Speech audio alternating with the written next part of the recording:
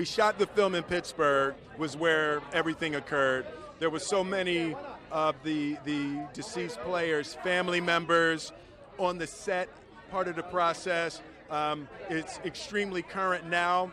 There are current and former players who are, suffering and will suffer. So there was definitely a burden of responsibility to get it right. But at the end of the day, I feel like we've done a service to the truth and to the families. The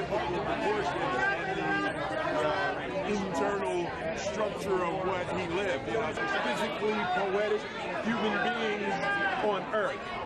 The eyes with which Dr. Omalu sees America and his perspective on the American dream has really mirrored back to me what we're supposed to be and what we represent and are supposed to represent in the world. So that's definitely undertones in this movie, and people will certainly come away with it with hopefully a slightly different perspective.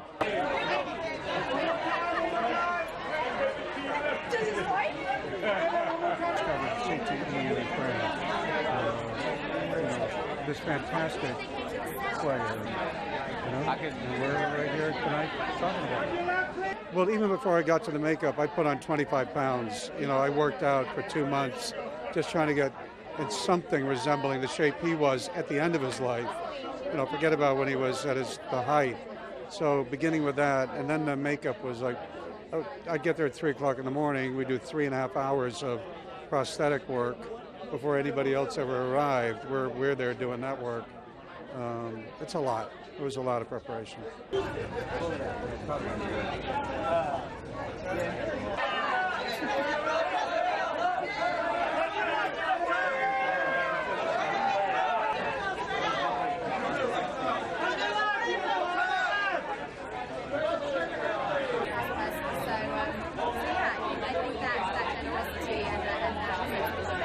When you're playing somebody whose life you're really portraying, they're going to watch it, and they're also going to continue with their lives, and you may take the part and finish with the part, but they've still got to continue being them. So, I felt a huge amount of respect for Bennet and Prima, and I think, as long as you approach their lives with respect as if it was you, then hopefully you don't offend anyone, and hopefully you do them justice.